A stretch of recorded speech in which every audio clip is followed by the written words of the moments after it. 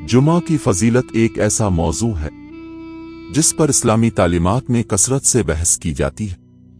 इस्लाम में जुमा की अहमियत के बारे में चंद अहम निकात ये है। जुमा को इस्लाम में हफ्ते का बेहतरीन दिन समझा जाता है।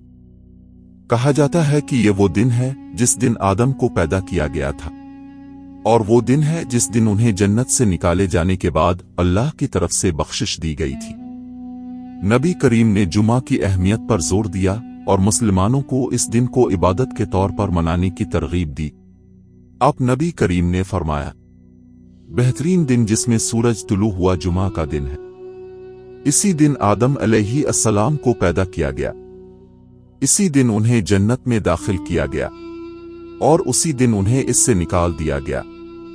मुसलमानों पर लाजिम है कि जुमा की नमाज अदा करें, जो बालिग मर्दों के लिए लाजमी नमाज है। नमाज जुमा को रोजाना की मामूल की नमाजों से ज्यादा अहम समझा जाता है और ये मस्जिद में अदा की जाती है, जहां इमाम नमाज से पहले खुतबा देते हैं।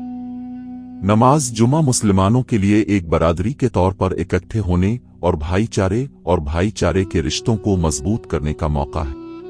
ये इस्तिग़फ़ार, तौबा और दुआएं मांगने का भी वक्त है। जुमा एक बाबरकत दिन है जिसमें नेक अमाल और इबादत में इजाफा करने की सिफारिश की गई है। ये वो दिन भी है जिसमें मुसलमानों को सूरा कहफ की तिलावत करने की तरगीब दी जाती है, जो कि कुरान का 18वां बाब है और इसमें अहम असबाक और हिकमत है। मजमूई तौर पर इस्लाम में जुमा का दिन बहुत अहमियत का हामिल है और मुसलमानों को इस दिन को अकीदत के साथ मनाने की तरगीब दी जाती है।